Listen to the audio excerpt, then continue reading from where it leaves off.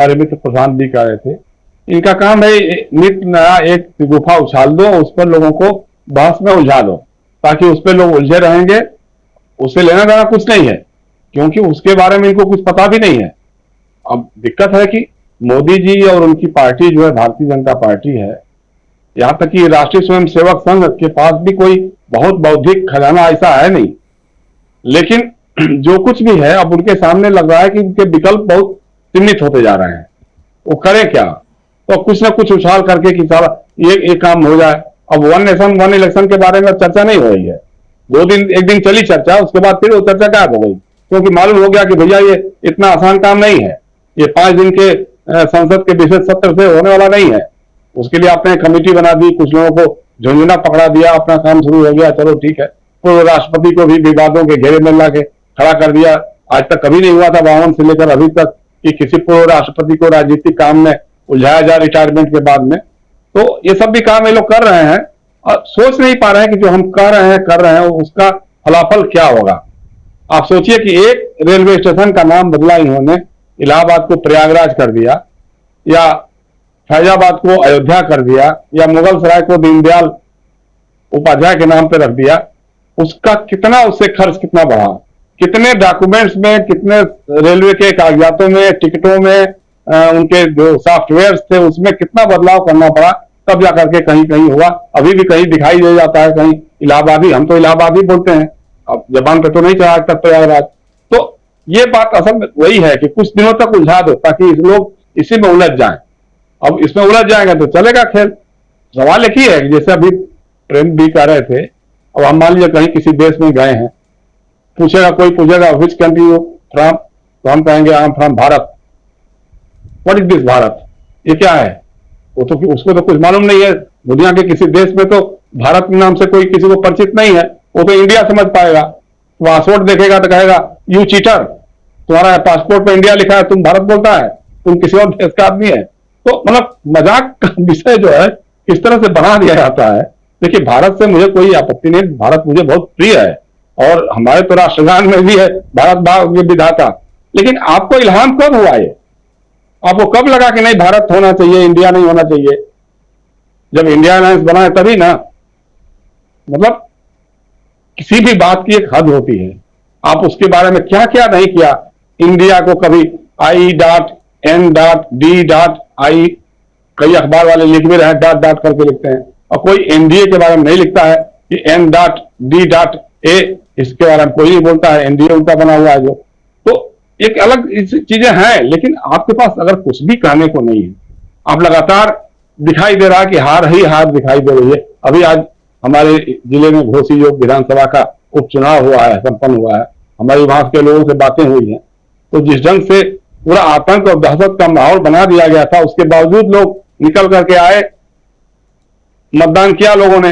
अब उस हद तक तो कुछ नहीं कर पाए लोग, लेकिन अब उसके बाद मतगणना के समय कोई धांधली हो जाए, पेटियां बदल जाए, ईवीएम मशीनें बदल जाए, तो बात अलग हो सकती है। लेकिन वहां ये हार रहे हैं और बुरी तरह से हार रहे हैं। मुख्यमंत्री और दर्जनों मंत्री और सांसद और विधायक सारे डेरा डाले, करोड़ों रुपए की थैलियां खोल के रख दिया, लेकिन तब भी हाल ये हो रहा है।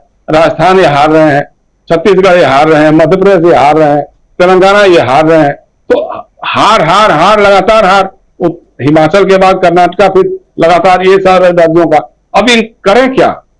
तो कुछ ना कुछ, कभी इंडिया को गाली देना है, कभी घमंडिया बना देना है। अरे भाई, अगर आप उनकी राजनीति पर बात करो, अगर आपके पास राजनीतिक कौशल है तो आप उसकी राजनीति, इंडिया की राजनीति अच्छी है, बुरी है, क्या नहीं है, उसके लगातार मीडिया के जरिए कभी जयंत चौधरी अब पाला बदलने वाले हैं, जयंत चौधरी अब छोड़ के जाने वाले हैं, तो शरद पवार अब एनसीपी को मर्ज करने वाले हैं। मतलब इस तरह की खबरें भी प्लांट करवा करके, और उसके 2 दिन बाद ही वो लोग खंडन कर देते हैं।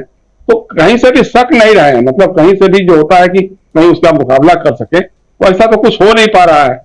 और उसी तरह से अब अखबार तो हम पढ़ते हैं, टाइम्स ऑफ इंडिया, और उसके क्या वो जैन लोगों से कहेंगे मोदी जी कि भैया इसका भी बदल करके अब टाइम्स ऑफ भारत कर दो, वो करेंगे? तो कुछ भी जो मन में आ रहा है करते जा रहे हैं। मुझे संदेह ये हो रहा है कि जो संसद का विशेष सत्र ये बुला रहे हैं 17 तारीख से, उसमें ये हल्ला हंगामा होगा, जाहिर सी बात है विपक्ष जो है वो अडानी और बाकी जितने सारे इशूज है, मणिपुर, ये सारे सवाल तो उठाएंगे ही विपक्ष के लोग, उसको लेकर के हल्ला हंगामा होगा। तो हल्ला हंगामा के बीच में ये चाहेंगे दो तीन विधेयक, खासतौर से हो सकता है कि महिला आरक्षण विधेयक को पास कराने की कोशिश करें, महिला आरक्षण विधेयक पास हो जाए, बताएं महिलाओं को कि देखो जी हमने आपके लिए पहले गैस का सब्सिडी बढ़ा दिया, उज्ज्वला गैस वालों को 400 की सब्सिडी दे दी, और अब देखो हम आपको आरक्षण देने जा रहे हैं।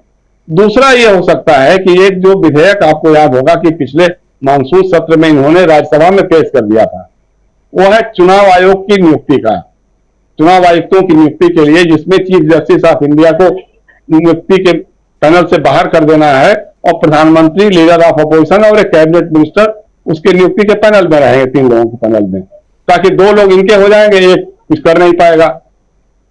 हो सकता है कि उस पर दबाव बना करके किसी तरह से हल्ला हंगामे के बीच, जिस तरह से किसान विधेयक पास किया था उसी तरह से ये विधेयक पारित कराने की कोशिश करेंगे। राज्यसभा में अगर हो गया तो लोकसभा में तो इनके पास पूरा बहुमत है ही है, इसमें कहीं कोई दो राय नहीं है। लेकिन बात यही है कि ये मुद्दे उछाल देते हैं, उछालने के बाद फिर उसका लाभ हानि क्या होता है क्या नहीं होता, उस पर चुप्पी साध जाते हैं। और आप देखिए किसान बिल के बारे में आज तक कभी कुछ उसके बारे में कहीं आगे नहीं, कुछ सूचना नहीं है, कोई चिंता नहीं है। एक इन्होंने वो सीएए विधेयक पार करा था, उसका भी आज तक पता ही नहीं चला कि वो है कहां, क्या हुआ क्या नहीं हुआ। बस उसके नाम पे प्रोवोकेशन हुए, धरने प्रदर्शन हुए, लोगों को किसी को खालिस्तानी बना दिया, किसी को पाकिस्तानी बना दिया, ये सब कर लिया, लेकिन वो विधेयक है कहां, वो कानून है कहां, उसमें कोई अमल है कि नहीं है। तो किसी तरह से देश को, देशवासियों को उलझाए रखो, उलझा दो, ताकि आपस में लोग लड़े मरे कटे, कोई दिक्कत नहीं है। मणिपुर का हाल जितना बुरा इन लोगों ने कर दिया है, आप कल्पना से परे है, आप सोच नहीं सकते। जो हमारे मित्र कह रहे थे कि वो मैथिली लोगों को साध रहे हैं और कुकी लोगों को, लेकिन उसका असर क्या होगा। जो कुकी आदिवासी हैं, उनकी जो बस्तियां हैं वो सब म्यांमार के सीमाओं से लगी हुई है, नागालैंड के साथ लगी हुई है।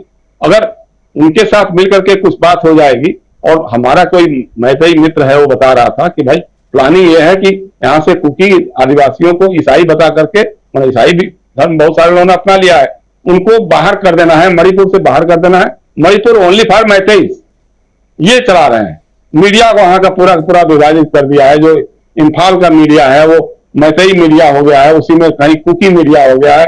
तो इस तरह से बांटने की राजनीति इनकी एकमात्र जो है कि लोगों को कैसे बांटें, कैसे करें। अभी बीच में जो उनका उदयनिधि स्टालिन का बयान आ गया सनातन धर्म को लेकर के, अब उसको लेकर के उछाल रहे हैं सारा का सारा मुद्दा कि साहब वो तो सनातन धर्म पे हमला कर रहा है। भाई पेरियार से लेकर के रामस्वामी नायकर और जो पूरी द्रविड़ राजनीति है वो धर्म के इस आडंबर वाले धर्म के खिलाफ है, वो विरुद्ध है, उसका विरोध करते हैं, उस पर उनकी राजनीति ठीक हुई है। लेकिन वो आपसे कहा कर रहे हैं कि आप सनातन धर्म छोड़ दो, या हम नहीं मानते, वो कह रहे हैं हम नहीं मानेंगे, हम इसका समाप्ति की बात करते हैं, हम इसके सफाई की बात करते हैं, हम इसको बुरा मानते हैं।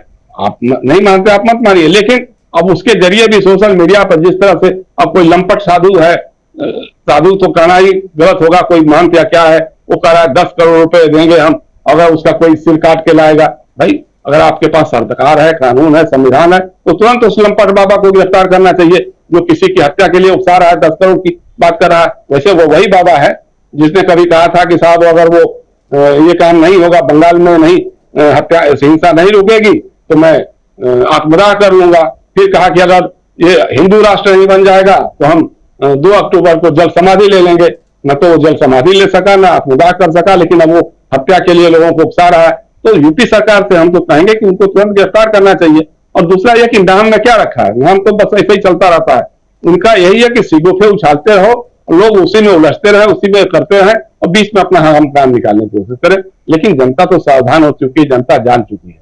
जनता के जो इश्यूज हैं, बेरोजगारी का सवाल है, महंगाई का सवाल है, भ्रष्टाचार का सवाल है, इन सारे सवाल, नफरत का जो माहौल बनाने की बात है, उसके खिलाफ लोग अब लामबंद होने लगे हैं और वो जगह जगह दिख रहा है। और इसमें भी कोई बहुत ज्यादा कामयाबी अब उनको मिलते हुए दिखाई नहीं दे रही है। इसलिए चाहे कुछ भी कर ले, कितने भी सिगुफे उछाल ले, कितने भी जुमलेबाजी कर ले, लोग अब सावधान हो चुके हैं, सतर्क हो चुके हैं। और ये मुझे लगता है कि घोसी का उपचुनाव इसका गवाही देगा। जी राजीव जी, घोसी का चुनाव अभी पिछले दिनों जो आप लोग सुन रहे थे घोसी का नाम, क्योंकि वहाँ उपचुनाव आज ही मतदान और उसकी बात कह रहे हैं, क्योंकि पहली बार इंडिया बनाम एनडीए या इंडिया बनाम बीजेपी वहाँ चुनाव लड़ते हुए दिखाई दे रही है, और उसके बाद रिजल्ट क्या कुछ आता है वो सबको उस पर नज़रें टिकी होंगी। लेकिन इस बीच जो एक नया शिगुफा है बीजेपी की तरफ से, मोदी सरकार की तरफ से, वो है कि इंडिया का नाम जो है इंडिया की जगह पे अब भारत ही कहिए, और उसके लिए आगे क्या कुछ होगा। क्या संसद का जो अभी सत्र आ रहा है उसमें इस विधेयक को भी लाया जाएगा कि अब भारत ही कहा जाएगा, इंडिया नहीं कहा जाएगा। अगर ऐसा